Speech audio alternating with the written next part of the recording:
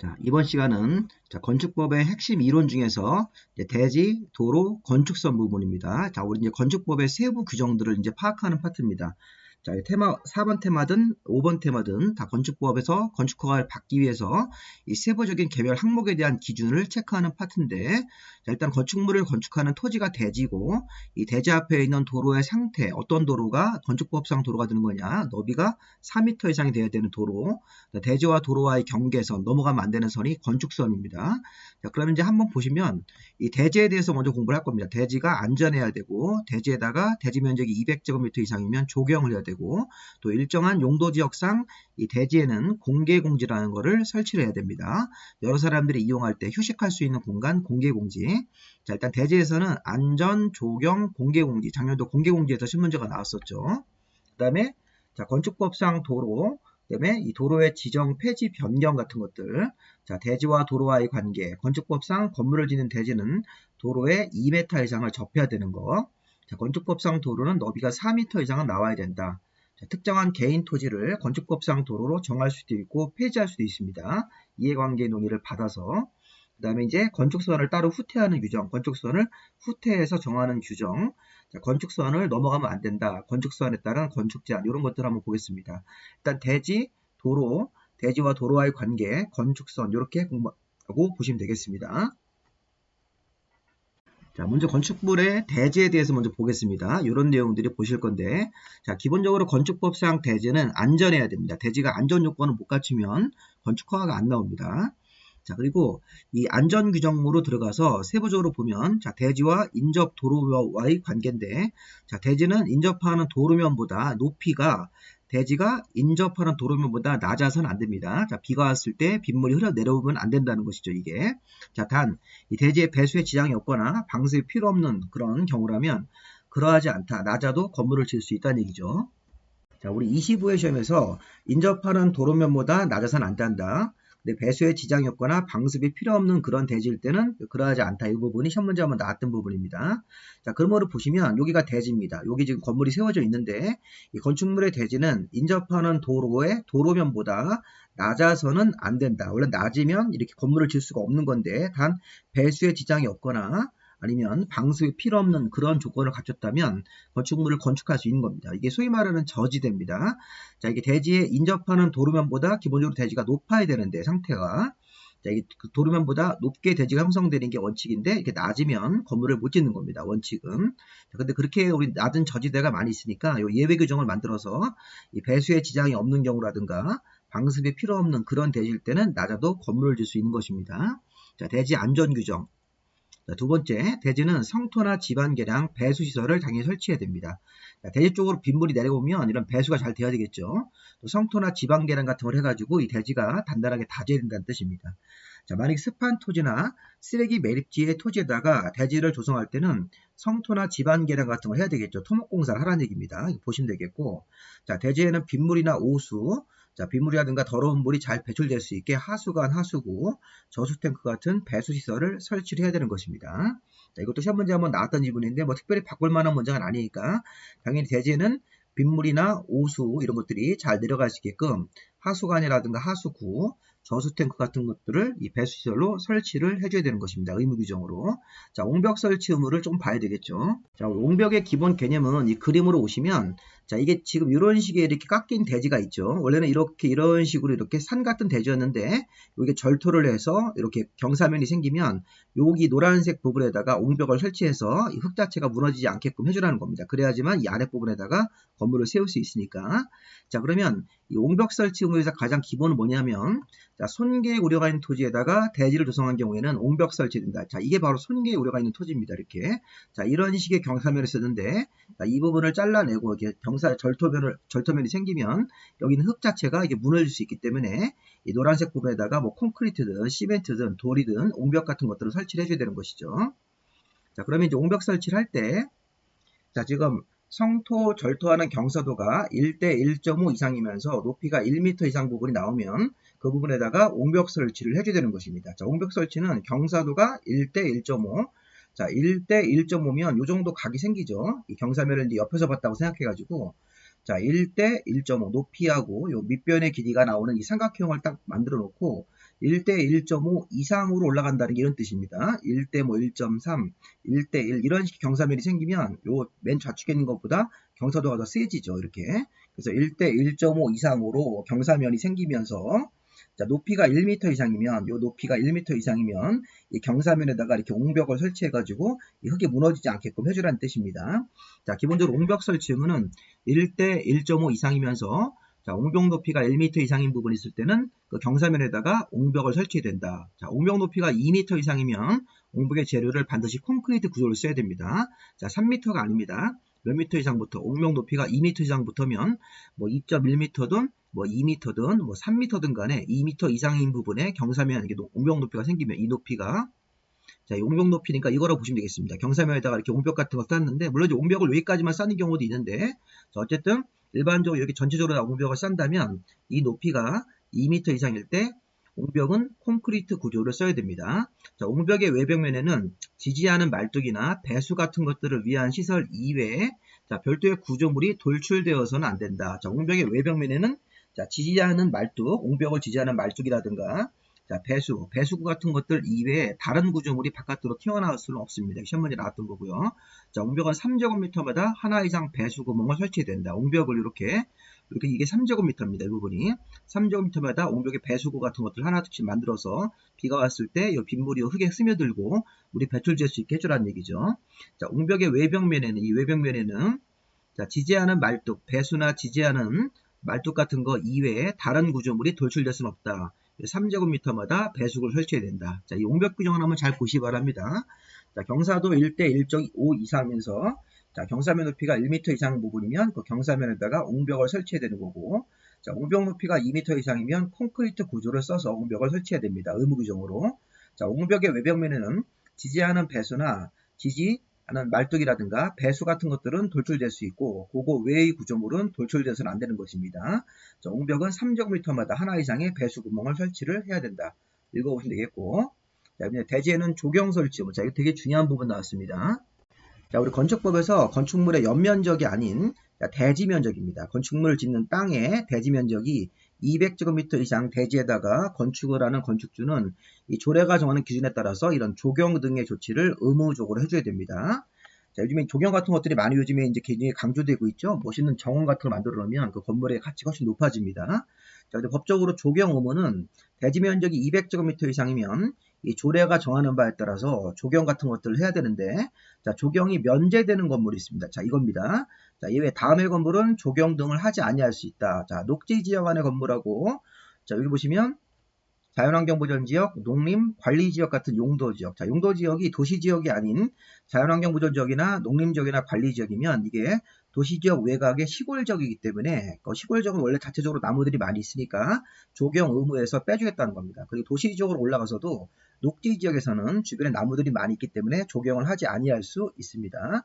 자, 다만 자연환경보전지역이나 농림지역이나 관리지역이 이렇게 지구단위 계획구역으로 묶여있을 때는 조만간에 개발 사업이 이루어지기 때문에 거기서는 여기가 관리지역이나 농림지역이라도 조경을 해야 됩니다.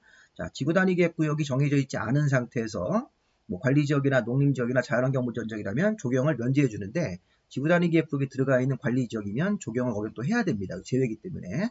자, 일단 이거 제외되는 거 참고로 보시고 녹지지역하고 자연환경보전지역, 농림지역, 관리지역 같은 용도지역은 자, 조경을 할 필요가 없다. 조경을 하지 아니할 수 있습니다. 안 해도 건축허가를 받을 수 있다는 것입니다. 자, 그 다음에 이제 우리 공장이 세 가지가 있는데 대지 면적 5천 미만 공장, 산업단지 안에서는 면적 없이 자, 연면적으로 따져가지고는 1,500 미만의 공장. 자, 공장은 대지 5천 미만, 공장이 연면적, 건물의 실내 연면적으로 1500제곱미터 미만까지는 조경 면제입니다. 자, 리을벌이 제일 중요합니다. 물류시설. 자, 물류시설 같은 경우도 공장의 면적처럼 연면적 합계 1500 미만이면 이 공장이랑 사이즈가 같네요. 조경 면제입니다. 자, 그런데 이 물류시설 1500 미만의 물류시설이 주거지역이나 상업지역까지 서울 도심지에 서울의 강남 같은 데 큰 의류 쇼핑몰이 있고 그 뒤에 보시면 창고 같은 게 있습니다. 자, 그런 물류시설 창고는 조경을 해야 된다는 것입니다. 자, 지금 물류가 1500 미만이면 조경을 면제해 주는데 그 물류가 주거나 상업지역에 있는 물류일 때는 조경 면제 대상에서 제외하기 때문에 조경을 해야 되는 겁니다. 아까 위에 것처럼 관리지역, 농림지역, 자연환경보전지역은 조경을 하지 아니할 수 있다. 단 관리지역이나 농림지역에 지구단위 계획구역에 들어가 있을 때는 조경 면제하는 거에서 제외함으로 조경을 해야 되는 거고, 이 물류도 1500 미만의 물류는 자, 조경을 면제해 주는데 주거나 상업지역에 있는 물류는 조경을 해야 됩니다. 자, 물류는 여기 5000이라는 사이즈는 없네요. 자, 공장 대지 5000 미만, 공장 연면적 1500 미만이면 조경 면제. 자, 연면적 1500 미만, 연면적이 약간 1500 미만의 이 공장처럼 물류도 연면적이 합으로 1500 미만의 물류 같은 것들은 조경을 면제해 주는 겁니다. 그 밖에 가설 건축물 축사에다 적용할 필요는 없는 거죠. 그 대지가 아무리 200제곱미터 이상이라고 하더라도 그 세워지는 건물 자체가 축사, 대지 축사면 적용할 필요가 없는 것입니다.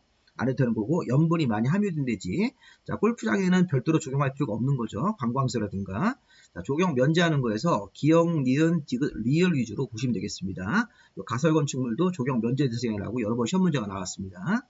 자, 가설 건축물이나 축사는 사이즈 관계없이 조경 면제로 보시면 되겠습니다. 자, 조경 규정. 그 다음에 이제 공개공지, 작년도 시험 문제죠.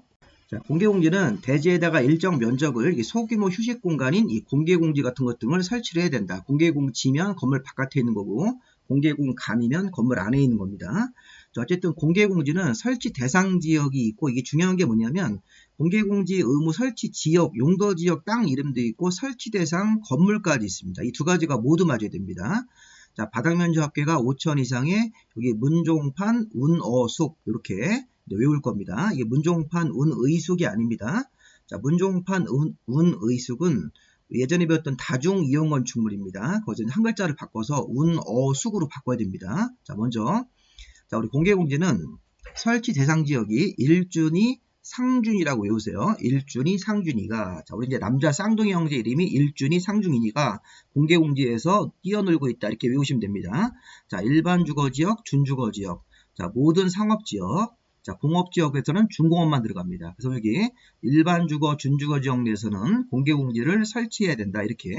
자, 상업지역은 전체 다, 공업지역은 중공업지역에서 건축물을 건축할 때는, 자, 이게 별도로 이렇게 시군구청장이 지정 공고하는 구역이면 공개공지를 설치해야 되는데, 자, 지정 공고한다는 말은 참고로 보시고 어떤 지역에서 공개공지 설치 대상이 되는 것이냐, 이렇게 일준이, 상준이 같은 땅에서. 근데 우리 공개공지는 이렇게 건물을 짓고 건물 바깥에다 공개공지 같은 걸 만들어서 이렇게 벤치 같은 거라든가 나무를 심어서 사람들이 휴식할 수 있게 해주라는 얘기인데, 이 공개공지가 일준이, 상준이 같은 지역이면서 바닥 면적 합계가 5000 이상의 6종류 건물만 공개공지가 의무 대상이 되는 겁니다. 공개공지는 모든 건물은 아니고 일준이, 상준이, 일반 주거, 준주거 지역, 그다음에 상업지역, 중공업지역에서 자, 바닥 면적 합계인 연면적으로 5000제곱미터 이상이면 공개공지 등을 의무적으로 설치하는 건물로 이제 완성이 되는 겁니다. 그래서 이 조건이 일준이, 상준이 같은 땅에서 5000제곱미터 이상의 문화 및 집회, 공연장, 극장 같은 거, 종교시설, 교회나 사찰 같은 것들, 자, 판매시설 같은 게 우리 백화점이나 이마트 같은 쇼핑몰입니다. 자, 여기서 농산물 유통시설은 가락동 농산물 시장 같은 걸 말하는 거기 때문에 요거는 빼는 겁니다. 판매 중에서 우리 뭐 소매점 같은 경우로 백화점이라든가 마트는 되는데 농산물 유통 같은 이런 도매시장 같은 것들 이런 것들은 제외가 되는 거죠. 자, 어쨌든 문, 종, 판, 운수, 여객용이니까 무슨 뭐 철도 이런 거, 터미널 같은 거 생각하시면 되겠죠. 철도역이라든가 터미널, 공항 같은 것들, 업무용 빌딩. 자, 우리 강남에 삼성건물 가보면 공개공지가 표시가 되어 있습니다. 삼성건물이 업무시설, 업무용 빌딩이기 때문에 숙박시설 같은 호텔도 공개공지 대상이 되는 거죠. 그래서 5000제곱미터 이상의 문, 종, 판, 운, 어, 수기가 공개공지 대상이다. 그래서 우리 문종판, 운어숙, 일준이, 상준이 이렇게 외우시면 되겠습니다. 공개공지 대상은 5000제곱미터 이상의 문종판이라는 건물하고 운어숙이라는 건물이 공개공지 대상이고, 자, 공개공지 설치하는 지역은 일준이, 상준이가 되는 겁니다. 일준이, 상준이. 자, 공개공지를 얼마큼 설치할 거냐면 대지 면적의 100분의 10 이하 범위안에서 조례로 설치 면적을 정하기 때문에 최대 자, 자기 땅 대지 면적의 10%까지 공개공지를 설치하는 경우도 있겠죠. 자, 그 다음에 공개공지를 설치하기 전에 미리 조경을 했다든가 아니면 문화재 같은 것들의 보전 면적을 따로 만들어 놓으면 그 면적을 공개공지 면적으로 인정받을 수도 있다는 것입니다. 자, 공개공지에는 긴 의자라든가 어떤 조경설 같은 것들 이런 것들을 설치를 해줘야 되는 것이죠. 사람들이 앉아서 쉴 수 있게끔. 자, 그 다음에 이제 공개공지 설치를 잘하면 여러 사람들을 위해 좋은 일이 있기 때문에 이건 이제 착한 일한 거니까 용적률과 건물의 높이 규정을 1.2배 범위 안에서 완화할 수 있다. 자, 시험 문제 24회 때 자, 건축법에서는 용적률 규정이라는 게 있고 건축법상 60조 높이 제한이라는 게 있는데 이 두 가지 규정을 1.5배가 아니라 1.2배 범위 안에서 완화할 수 있습니다. 건폐율은 들어가시면 안 됩니다. 자, 공개공지 등을 잘 설치해서 여러 사람들한테 휴식할 수 있는 시설을 만들어주면 건물주가 착한이라는 거기 때문에 용적률을 1.2배, 건물 높이를 1.2배 범위 안에서 완화할 수 있습니다. 자, 공개공지에서는 연간 60일 이내로 문화행사라든가 판촉행사 같은 거 할 수 있죠. 우리 백화점 같은 거 앞에서 어떤 신상품이 나오면 판촉행사를 60일 정도 이내에서 할 수 있습니다. 문화행사, 어떤 점심 때 잠깐 하는 음악회 같은 것들도 가능한 거죠. 공개공지에서. 자, 제한행위 누구든지 공개공지에다가 물건을 쌓아놓고 출입을 차단하거나 이런 행위를 해서는 안 되는 것입니다. 자, 그 다음에 이제 건축법상 도로. 자, 우리 앞에서 본 것까지 이제 공개공지까지 끝나면 대지가 끝났고, 건축법상 도로입니다. 자, 우리 건축법상 도로는 대지 앞에 있는 도로의 상태가 너비가 4m 이상이 돼야 된다는 것입니다. 여기 너비가 4m 이상이 나와야 되고, 그 다음에 그리고 도로의 구조는 보행과 자동차가 둘 다 돼야 됩니다. 이 도로가 자동차만 통행하는 도로는 고속도로 같은 건 안 되고 항상 대지 앞에 있는 도로가, 자, 사람이 대지 쪽으로 들어오려면 도로에 있는 인도를 통해서 들어오든지 자동차도 이 대지 쪽으로 도로를 통해서 들어와야 되기 때문에 기본적으로 건축법상 도로는 보행과 자동차 통행이 둘 다 가능하면서 너비가 4m 이상인 다음에 법정된 도로나 예정도로가 건축법상 건물을 짓는데 자격이 있는 도로로 인정을 하는 겁니다. 자, 이게 이 도로 자체가 요건을 못 갖추면 건축물을 짓는 대지에서 어떤 문제가 생깁니다. 자, 기본적으로 보행과 자동차 통행이 둘 다 되면서 도로 너비가 최소한 4m 이상이 나오는 다음의 도로인 도로법이나 사도법이나 국토계획법에 따라서 신설 고시된 도로, 그 밖에 건축허가나 건축 신고할 때 어떤 특정 개인 땅을 우리 행정관청이 도로로 쓰겠다고 위치를 정한 도로도 있습니다. 위에 거는 공도, 밑에 거는 사도. 자, 특정한 개인 땅을 도로로 하자, 이렇게 도로를 위치를 정해서 그걸 공고하고 이제 대장에다 등록을 합니다. 이런 식으로 이런 여러 가지 형태의 도로를 건축법상 도로로 인정을 하는데, 자, 너비가 4m 이상이 무조건 나와야 되고 보행과 자동차가 둘 다 되면서 4m 이상이 나오는 다음에 해당되는 도로, 그 다음에 예정도로도 건축법상 자격 있는 도로로 인정이 됩니다. 자, 시험 문제에서 어떻게 나왔냐면 국토계획법에 따라서 신설 고시가 된 도로만 건축법상 도로가 될 수 있다고 그러면 안 됩니다. 국토계획법이든 사도법이든 도로법이든 여러 가지 법률에 따라서 신설 고시가 된 도로는 모두 다 통칭을 해서 공도라고 합니다. 공도. 건축허가나 신고할 때 특정 개인 땅을 행정관청이 여기 도로로 쓰겠다, 이렇게 위치를 정해서 공고하고 이 도로대장에다가 등재를 하면 이게 건축법상 사도 형태로 도로가 된다는 뜻입니다. 그래서 도로는 기본적으로 이런 게 기본적으로 도로겠죠. 이렇게 보시면 이 폭이 4m 이상이 나와야 되고 이 도로의 구조는, 자, 이 그림에서는 좀 따로 인도가 표시가 안 돼 있지만 이 도로가 인도까지 도로기 때문에 보행과 자동차 통행이 가능한 너비가 4m 이상, 인도차도 구분이 돼 있든 안 돼 있든 이 도로의 구조가, 자, 사람과 자동차가 둘 다 통행할 수 있고 너비가 4m 이상이면 이 건물 같은 거 지을 때 이 도로를 자격 있는 도로로 인정을 해주는 겁니다. 자, 근데 도로의 너비가 일단 중요한 건데 도로 너비가 원칙적으로 4m 이상이 나와야 되는데, 자, 다음의 경우에는, 자, 4m 이상이 안 되더라도 건축법상 도로로 인정하는 예외가 있습니다. 자, 대표적으로 차량 통행이 불가능한 그런 구조의 도로, 자, 허가권자가 지형적 조건으로 차량 통행을 위한 도로 설치가 곤란하다고 인정하는 구간, 어떤 도로가 이렇게 있는데 중간에 계단 같은 게 있습니다. 자, 이런 게 있으면 이제 도로가 이렇게 더 이상 통행할 수 없게 끊기죠. 그래서 이 계단 부분 같은 경우는 너비가 3m 이상만 되더라도 건축법상 도로로 인정할 수 있다는 것입니다. 자, 허가권자가 지형적 조건으로 차량 통행을 위한 도로 설치가 곤란하다, 이렇게 인정하는 구간이면 그 해당되는 그런 차량 통행이 불가능하고 보행만 되는 그런 구간, 자, 그런 부분들은 너비가 3m 이상만 되어도 건축법상 도로가 될 수 있네요. 그래서 건축법상 도로의 너비는 기본적으로 4m 이상은 돼야 되는데 이렇게 차량 통행이 불가능한 그런 구간이 있다면 너비가 3m 이상만 되어도 건축법상 도로로 인정을 해주고 3m 도로 옆에다가 건물을 짓게 해주겠다는 뜻입니다. 자, 그리고 막다른 도로, 이 막다른 도로는 이 도로의 구조가 막다른 구조이기 때문에 여기 입구는 있지만 여기 막혀있는 형태, 소위 말하는 골목길입니다. 골목길에 안에도 이렇게 대지가 있을 수 있죠. 그럼 이 대지 앞에 있는 이 도로가 이게 건축법상 도로가 되려면 이 막다른 도로는 막다른 도로 길이를 잴 수 있죠. 여기 막혀 있으니까 입구와 끝나는 부분에 길이를 재서 이 길이가 10m 미만일 때는 이 도로폭이 2m 이상만 되면 건축법상 도로로 인정을 해줍니다. 4m가 아니고, 자, 막다른 도로의 길이가 10m 이상 35m 미만 정도면 이게 제일 중요한 부분입니다. 이 부분이. 막다른 도로 길이가 20m 그러면 요 범위에 들어가 있죠. 그럼 도로 폭이 3m 이상만 갖추면 된다. 좀 중요한 포인트가 도로의 폭을 찾는 겁니다. 몇 미터 이상만 되어도 건축법상 도로가 되는 거냐? 원칙은 4m 이상인데 이런 막다른 도로의 요 길이가 10m 이상 35m 미만일 때는 3m 이상만 갖추면 된다. 자, 이번에 막다른 도로의 길이가 35m 이상으로 굉장히 길면 자, 아까 우리 원칙보다 더 도로의 길이가 넓어질 때 6m 이상 돼야지만 건축법상 도로로 인정이 된다. 다음 비도시 지역의 읍면일 때는 이런 경우 4m로 바꾸는데 이거 참고로 보시고 이 막다른 도로 길이가 막 40m, 50m 이렇게 돼버리면 이 도로 폭이 6m 이상이 돼야지만 건축법상 도로로 인정을 해준다는 것입니다. 자, 그럼 세 번째 도로의 지정 폐지, 변경 같은 부분. 자, 이 부분은 건축 허가권자가 건축 허가를 할 때 특정 개인 땅을 건축법상 도로로 사용하겠다고 도로의 위치를 정하는 경우가 있습니다. 그래야지만 그걸 조건으로 해서 건축 허가를 내주기 때문에. 그래서 우리가 허가권자가 보통 건축 허가를 할 때 특정 개인 토지를 건축법상 도로로 위치를 정하자 이렇게 해서 그 도로가 확정되고 나서 건물을 짓게끔 허가를 내주는 경우가 있습니다. 그런 경우로 생각하시면 돼요. 그래서 허가권자가 도로의 위치를 정하고자 할 때는 이해관계의 동의를 필수적으로 받아야 됩니다. 그 땅 주인, 도로로 지정되는 그 땅의 토지 소유자라든가 그 밖에 이해관계인들의 동의를 받아서 도로 위치를 정해야 됩니다.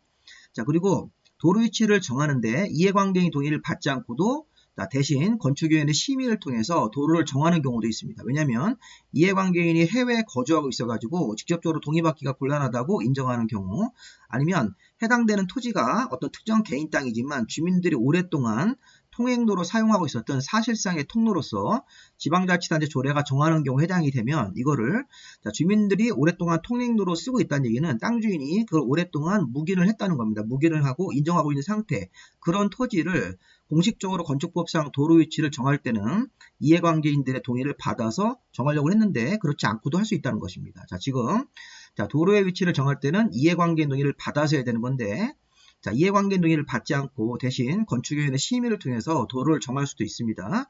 자, 이해관계인이 해외에 거주하고 있는 등의 그런 사유가 있어서 동의받기가 곤란한 경우 자, 주민들이 오랫동안 통행로로 쓰고 있었던 사실상의 통로면 자, 토지 소유자도 그거를 통행로로 인정하고 있다는 뜻입니다. 오랫동안 관행상 자, 그런 토지일 때는 이해관계인 동의를 받지 않고도 도로 위치를 정할 수도 있습니다. 물론 여기 조례가 정하는 요건도 맞아야 되는데 그거는 참고로 보시고 이 두 가지 경우는 도로 위치를 정할 때 이해관계인 동의를 받지 않고 정하는 경우도 있을 수 있다는 것입니다. 자, 도로를 지정한 걸 폐지 변경할 때도 이해관계인 동의를 얻어야 됩니다. 자, 도로를 지정할 때뿐만 아니라 폐지 변경도 이해관계인 동의를 받아야 되는데 자, 주의 이거 잘 보세요. 폐지 변경할 때는 동의를 받지 않고 폐지하는 예외가 없습니다. 그래서 자, 폐지 변경할 때는 이해관계인이 해외에 있어서 동의를 받기가 어렵다 그러면 폐지를 못하는 경우도 있다는 것입니다. 자, 폐지 변경할 때는 동의를 받지 않는 예외가 없습니다. 지정할 때는 이렇게 예외가 있는데 지정할 때는 이해관계인 동의를 받지 않고도 도로를 정할 수 있습니다. 이 심의를 거치면 폐지 변경할 때는 동의를 안 받고 폐지하는 예외가 없으니까 이 부분을 한번 잘 보시기 바랍니다. 자, 대지와 도로와의 관계. 자, 건축법상 대지는 도로의 2m 이상을 접해야 된다. 자, 접하는 건 이 그림에 보시면 자, A 대지 말고 B 대지를 좀 볼까요? B 대지는 이렇게 이제 음영이 들어간 회색 부분 대지인데 자, 이 대지가 이 부분이 이렇게 사람들이 걸어 나오든지 자동차 걸어 나와야 되기 때문에 이 앞에 있는 도로 너비가 4m 이상인 도로에 2m 이상을 접해야 되는 겁니다. 여기 접도길입니다. 요거. 요 가로 길이를 생각하시면 되겠습니다. 요 A 대지는 굉장히 넓게 접하고 있으니까 문제가 없는데 자, 요 지금 B대지에서 이렇게 도로 쪽으로 큰 도로로 나가려고 하면 너비가 4m 이상인 도로에 2m 이상을 접하는 게 이 접도 길이가 2m 이상 나와야 되는 게 원칙입니다. 그래서 건물을 지으려고 하는 대지는 건축법상 도로 너비가 4m 이상인 도로에 2m 이상을 접해야 된다. 다만 이 기준이 강화되는 경우도 있네요. 자, 연면적의 합계가 2000 이상 큰 건물을 지을 때 공장은 3000부터 자, 2000 이상 큰 건물을 지을 때는 264 우리 옛날에 시인 중에 264 시인이 있었죠. 자, 우리 수간번호 같은 264 이렇게 그래서 2000제곱미터 이상 큰 건물일 때는 6m 이상 폭도로에 4m 이상 접해야 되네요. 만약에 이 건물 자체가 2000제곱미터 이상 연면적으로 2000제곱미터 이상 큰 건물을 지을 때 공장은 3000일 때는 이 도로폭이 4가 아니라 6으로 바뀌게 되고 이 접한 길이도 4로 바뀌게 되는 거죠. 264로 바뀌기 때문에 원래는 4m 이상 도로에 2m만 접하면 되는 건데 2000제곱미터 이상 큰 건물일 때는 6m 이상 폭도로에 4m 이상 접하기 때문에 264라고 외우시는 겁니다. 264. 2000제곱미터 이상 큰 건물일 때는 6m 이상 폭도로에 4m 이상 접하는 길이가 유지가 돼야지. 그래야지만 건축허가를 받고 건물을 지을 수 있습니다. 자, 자, 그 다음에 또 배제가 있네요. 자, 여기 2m 이상을 접하지 않아도 되는 경우도 있습니다. 건축물의 출입에 지장이 없는 경우, 건축물 주변에 광장이나 공원 같은 게 있어서 이쪽 광장 통행으로 출입할 수 있기 때문에 이 공중 통행에 지장이 없는 공지, 광장이나 공원, 유원지 같은 것들이 공지인데 이쪽으로 출입할 수 있는 그런 공지가 주변에 있을 때는 건축 허가를 여기 받을 때 2m 이상 접하지 아니할 수도 있다는 것입니다. 그래서 보시면 이렇게 이 그림에서 이 뒤쪽으로 큰 공원 같은 게 있어가지고 이 공원으로 출입이 가능하다 이렇게 그러면 2m 이상 접하지 않더라도 이 건축 허가를 받을 수 있다는 뜻입니다. 자, 좀 전에 이렇게 2m 이상을 접해야 되는데 예외도 있죠. 출입에 지장이 없는 경우 광장이나 공원, 유원지 같이 통행에 지장이 없는 공지 같은 것들이 건물 주변에 있어서 그쪽으로 이 공지 쪽으로 출입이 가능한 경우 그다음에 농막, 자 농막의 시골에 우리 농막 같은 걸 지어서 농기구를 보관하고 이렇게 하는 거 자 농막 같은 경우는 기본적으로 건축물이 아니라 농업을 위한 임시시설이기 때문에 이런 농막 같은 거 지을 때도 자, 이게 2m 이상 접하지 않더라도 건축 허가를 내주겠다는 것입니다. 관련 물론 이제 농막 같은 경우는 이거는 건축물 건축할 때 가설 건축물 축조 신고라는 건데 어쨌든 농막을 건축하는 경우도 이 건물 자체가 농막이라면 시골에 농막 같은 걸 지을 때는 여기 2m 이상 접하지 아니할 수도 있다. 이렇게 해석하시면 되겠습니다. 자, 이렇게 해서 우리가 대지와 도로와의 관계가 이렇게 강화될 수도 있고 경우에는 대지와 도로와 관계가 이제 면제되는 경우도 있습니다. 이렇게 그러하지 않다는 통해서 이런 조건이 되면 2m 이상 접하지 않아도 건축 허가를 받고 그 밖에 여러 가지 행정 절차를 통해서 건물을 줄 수 있다는 뜻입니다. 자, 그다음에 이제 건축선 작년도 여기 또 나왔었죠. 건축선도 자 보시면 건축선이 대지와 도로와의 경계선을 말하는 겁니다. 자, 좌측 그림은 위에서 바라본 평면도 형태고, 요거는 옆에서 바라본 인면도 형태인데, 자, 기본적으로 이렇게 도로가 4m 이상 폭으로 나와 있고, 도로 양옆으로 대지가 있을 때, 자, 4m 이상 도로면 이 대지와 도로와의 경계선이 건축선이고, 이 건축선을 넘어가서 건물을 지으면 안 되는 겁니다. 자, 옆에서 봤을 때는 여기 4m 이상 도로가 있고, 대지가 이렇게 있는데, 이 건물 같은 거 졌을 때, 이 대지와 도로와의 경계선을 이렇게 옆에서 봤을 때는 이렇게 쭉 지상과 지하를 연결을 해서 이 건축물 자체가 이 건축선을 침범해서 이렇게 건물 지으면 안 된다는 겁니다. 건축선을 넘어가면 안 되는 겁니다. 여기서 이제 위에서 본 거니까 따로 이렇게 입체로 표시하기 어려운데 옆에서 봤을 때는 이 건축물이 있고 이 대지가 있을 때 이 대지와 도로와의 경계선을 이렇게 수직 지상과 지하로 쭉 연결을 해서 이 건물 자체가 건축선을 넘어가지 않게 건물을 지란 얘기입니다. 그럼 대지와 도로와의 경계선이 건축선인데 문제는 이제 건축선이 후퇴가 됩니다. 후퇴. 자, 건축선의 후퇴를 3개를 정리를 좀 하셔야 될 것 같습니다. 자, 소요너비의 미달인 도로. 자, 소요너비 미달이면 도로 폭이 2m라든가 3m밖에 안 되는 겁니다. 자, 우리 기본적으로 도로가 4m 이상이 나오면 대지와 도로와의 경계선을 건축선으로 잡는데 도로가 뭐 3m라든가 도로가 2m밖에 안 되면 4m를 확보해 놓고 이 건축선이 뒤로 이렇게 후퇴를 해서 4m를 확보한 다음에 건물을 짓게끔 이렇게 되어 있습니다. 자, 양방향 대지일 때부터 먼저 볼까요? 자, 양방향 대지는 그림을 먼저 보시면 이거 일방대지. 자, 도로가 지금 2m밖에 안 되네요. 자, 이게 도로 폭입니다. 여기서부터 여기까지가 도로기 때문에 도로가 2m밖에 안 되고 한쪽으로 대지가 있을 때는 일방대지. 자, 양방대지일 때는 여기 2m 도로가 있고 양쪽으로 대지가 이렇게 있습니다.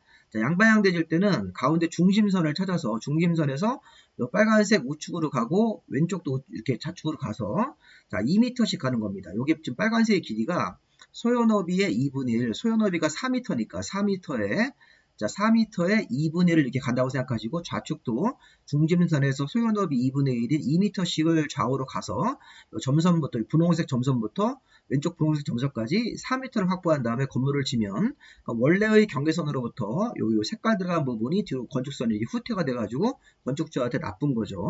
자, 일방대지일 때는 자, 일방대지일 때는 여기 도로에 좌측편에는 대지가 있는 게 아니라 경사지 같은 낭떠러지, 철도는 하천이 있어가지고 이쪽으로는 더 이상 도로가 만들어질 수 없는 장애물이 있고 한쪽으로만 대지가 있을 때는 경사지나 철도 쪽에 도로 경계로부터 자, 소요너비만큼을 후퇴해서 4m를 한쪽으로 쭉 가가지고 원래 경계선으로부터는 2m를 뒤로 후퇴해가지고서 이 부분이 건물을 못 짓고 뒤로 물러나야 됩니다. 이거 소유권은 갖고 있지만 건축법에 따라서 건축선이 후퇴가 돼가지고 여기다 가상의 건축선을 긋고 이쪽 부분에서만 건물을 짓고 넘어가면 안 되는 겁니다.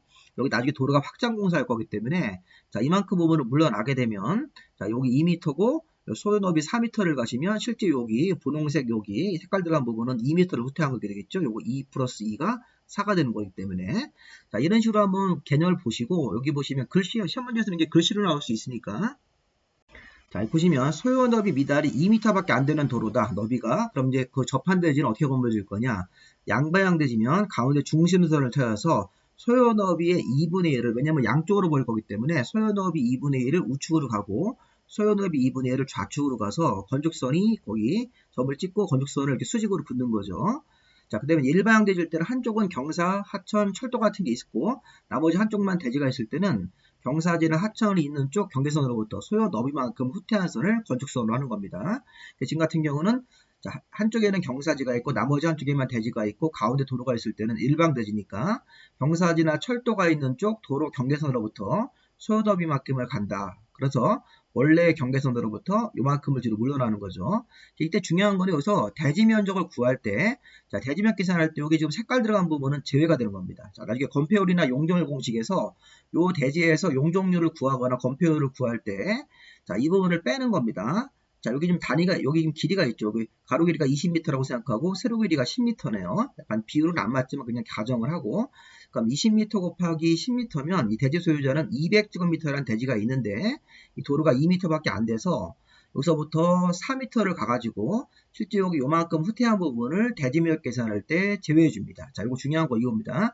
대지 면적 계산할 때 제외한다. 20 곱하기 여기 10은 20 곱하기 10을 해서 전체 대지가 원래 200제곱미터를 대지 면적으로 하지 않고 여기서 뺀다. 얼마큼을 빼는 겁니까?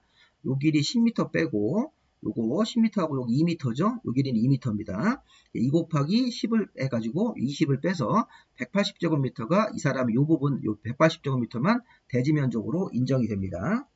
자, 그 다음에 양방향 대지 같은 경우도 가운데 중심선에서 소요 너비의 2분의 1, 소요 너비 2분의 1을 가가지고 이 건축선을 긋고 건축선을 긋는 겁니다. 그럼 이쪽 오른쪽면 대지에서 대지 면적 구해보시면, 자, 이것도 제외되는 거죠? 자, 20 곱하기 10을 해서 200제곱미터에서 빼기. 자, 요번에 요거 1m네, 1m. 자, 일방대지가 양방향대지보다 자, 원래 경계선으로부터 요만큼 후퇴했기 때문에 1m를 후퇴한 거라고 보시면 되겠습니다. 자, 지금 요거 2m고 이 소요 너비의 2분의 1도 2m이기 때문에 요 길이가 기본적으로 1m로 보시면 되겠습니다. 1m. 1m를 빼가지고 190제곱미터 요 길을 대지 면적으로 인정을 받는 겁니다. 건축법에 따라서. 그래서 일방대지가 있을 때 소요 너비 미달로 후퇴하면 한쪽으로 이렇게 4m 갔다 하기 때문에 많이 이렇게 자기 대지 면적을 뺏기게 되어 있습니다. 양방향 대지일 때는 그나마 다행이죠. 중심선에서 양쪽으로 2분의 1씩, 소요 너비 2분의 1씩을 가서 실제로 요만큼 부분만 이제 건축 면적, 대지 면적 계산할 때 제외되고 나머지 부분만 대지 면적으로 인정이 돼서 건축주가 요만큼을 빼고 요 나머지 부분만 가지고 이제 건폐율 용적률 계산해서 건축 면적이나 연면적을 산정을 하게 되는 것입니다. 기본적으로 도로가 4m면 후퇴할 일이 없는 거죠. 근데 소요 너비가 2m, 3m가 되면 건축선을 이제 후퇴를 해서 후퇴한 다음에 건축선을 긋고 여기 대지 면적 같은 경우를 이렇게 계산 한번 해봐야 되겠죠. 자, 그런데 이 건축선의 후퇴가 이렇게 소요 너비 미달이 아니더라도 후퇴하는 경우가 또 있습니다. 자, 좀 특이한 점은 자, 지금같이 아까 2m 여기도 뭐 2m밖에 안 돼서 뭐 양방대지 후퇴, 일방대지 후퇴도 있는데 자, 지금은 이거 잘 보십시오.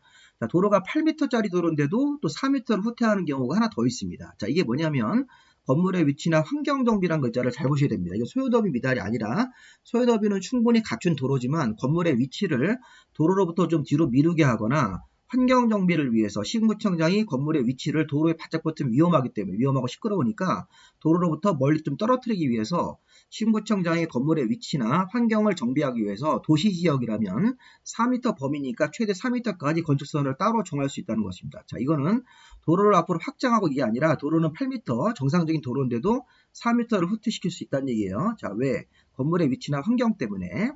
근데 지금 이 경우는 이 대지 면적을 전체로 다 잡아주는 겁니다. 이거는 후퇴를 해서 이 건축선을 넘어가면 안 되지만 실제 대지 면적 계산할 때는 이걸 200으로 다 잡습니다. 여기 후퇴한 부분을 빼지 않습니다. 이게 바로 차이점입니다. 아까 소요 너비 미달로 후퇴했을 때는 건축선이 후퇴가 딱 되고 원래 경계선으로부터 여기 색깔 들어간 부분은 대지 면적 계산할 때 제외됐는데 이렇게 건축물의 위치나 환경 정비 때문에 건축선을 4m를 후퇴했을 때는 이 색깔이 들어가 있지 않죠. 자, 이때는 대지 면적을 전체로 다 그냥 잡아주는 겁니다. 그래서 건축주가 상대적으로 좀 유리하게 해주는 겁니다. 자, 이렇게 해서 이거는 200으로 대지 면적을 잡기 때문에 소요 너비 미달이 아니더라도 건축선을 후퇴하는 경우가 또 있네요. 건물의 위치나 환경 정비를 위해서 4m까지 후퇴시키고 자, 이 선을 넘지 않게끔 여기서 건물을 짓지만 이 건축물의 건폐율이나 용적률 계산할 때 대지 면적은 200으로 다 잡아주는 겁니다. 자, 그 다음에 시험 문제 잘 나오지 않지만 이 모퉁이 대지라는 부분도 한번 보겠습니다. 모퉁이 대지는 자, 이걸 보시면 자, 여기 대지가 이렇게 있고, 요 대지가 있으면서, 여기 분홍색 도로가 지나가고, 노란색 도로가 교차합니다. 교차하는 부분에서, 자, 이렇게 6m짜리 도로하고, 7m짜리 도로에 교차되는 부분에 이렇게 대지가 형성되어 있을 때는, 이 대지에서 차량들이 이렇게 가다가 우회전을 하기가 힘들기 때문에, 삼각형 모양으로 이게 건축선이 후퇴가 됩니다. 이 부분 이렇게, 여기까지 대지지만, 여기다 선을 그어가지고 삼각형 모양을 후퇴해서 차량들이 이렇게 원활하게 이렇게 우회전을 할 수 있게끔, 여기서도 차량들이 이렇게 이렇게 우회전을 할 수 있게끔 이 기본적으로 이렇게 여유를 주겠다는 것인데, 여기 가각전제라고 해서 약간 일본식 표현이지만 이 삼각형 부분이 건축선이 후퇴가 되는 것입니다. 자, 후퇴하는 원리는, 자, 각도가 클수록, 각도가 작을수록 더 많이 후퇴합니다. 각도가 크면 좀 후퇴하는 부분이 3m로 후퇴해서 점을 그어가지고 이렇게 두 점을 연결해서 선을 그어가지고 건축선이 이 부분이 후퇴되는 거고, 각도가 작을 때는 이렇게 80도처럼 작으면 4m로 후퇴해가지고 좀 더 많이 후퇴를 해가지고 건축선이 이게 거지는 겁니다. 자, 이게 왜 그런 거냐면, 자, 여기 6m짜리 도로, 7m짜리 도로 가지고 위에 있는 표를 보십시오. 자, 모퉁이 대지에서 삼각형 모양으로 잘라서 건축선을 따로 이렇게 정할 수 있는데, 자, 너비가 4m 이상 8m 미만 도로 돼서, 자, 모퉁이에 위치한 대지에서는 건축선을 교차점을 찾아가지고 후퇴를 할 때 교차점으로부터 여기 2m 내지 4m를 후퇴한다. 이 보시면 교차점이 요걸 말하는 겁니다. 요거. 요 교차하는 요 점으로부터 3m로 갈 때도 있고, 경우에 따라서는 2m로 갈 때도 있고, 경우에 따라서는 4m를 이렇게 양쪽으로 가서 이 점을 찍고 두 선을 연결한다는 얘기입니다. 다시 앞에서 모퉁이에 대해서는, 자, 이 교차점으로부터 2m 내지 4m를 후퇴하는데, 요 밑에 표를 한번 보세요. 이 표를 보시면, 자, 도로의 교차각, 자, 90도 미만일 때하고 도로의 교차각이 90도 이상 120도 미만, 여기를 우리가 모퉁이 대지로 보는 겁니다. 자, 120도 이상은 적용을 하지 않습니다. 모퉁이가 아니기 때문에. 자, 90도 미만일 때 아까처럼 80도 이런 거일 때는, 자, 여기 있는 도로가, 여기 도로 단위가 있고, 여기가 이제 세로 도로가 이렇게 생각하시면 되겠습니다. 도로의 단위가 6m 이상 8m 미만, 4m 이상 6m 미만 같은 이렇게 밑으로 내려가는 단위를 가로도로의 단위를 찾고, 6m 이상 8m 미만, 4m 이상 6m 미만 이 부분을 이 세로도로, 자, 요 위쪽 부분을 세로도로라고 생각하고 여기를 가로도로입니다. 아까 여기 보십시오. 그러니까 가로도로가 아까 여기 보시면 여기 지금 교차각이 90도 미만짜리를 찾습니다. 그러니까 요 대지에서는 얼마큼을 후퇴할 거냐. 자, 일단 가로도로가 7m네요. 자, 7m고 세로도로가 6m입니다. 그럼 아까 표에서 가로도로는 여기서 찾으시면 됩니다. 여기 가로도로, 여기 세로도로 여기서 찾으시면 됩니다. 바꿔도 상관없는데, 여기를 가로도로라고 생각하시고, 여기 세로도로라고 생각하셔서, 자, 가로도로가 7m면 여기 들어가네, 여기.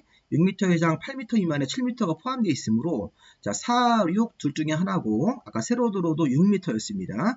자, 세로도로가 아까 5m가 아니고 6m이기 때문에, 자, 6m면 요 두 개의 단위 중에서 6m 이상의 6이 들어가기 때문에 여기를 교차해가지고 요 부분하고 요 부분을 교차해서 요 4m가 나옵니다. 그럼 4m가 나오면 그거 가지고 어떻게 합니까?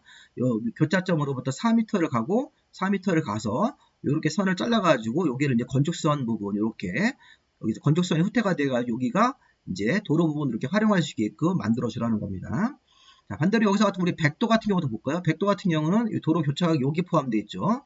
아까 이 도로의 길이는 똑같습니다. 가로도로, 세로도로 같은 형태, 이 대지도 세로도로 6m, 가로도로 7m 쪽에 이렇게 교차하고 있는 쪽에 대지기 때문에 이 부분도 6m 이상 8m 미만하고 6m 이상 8m 미만의 3m를 찾아가지고 이렇게 해서 후퇴라는 겁니다. 지금 이 경우도 이렇게 후퇴한 부분, 삼각형 부분이 만들어지면 이 부분도 이 가각전제된 부분이라고 하고 대지면적 계산할 때 제외가 됩니다.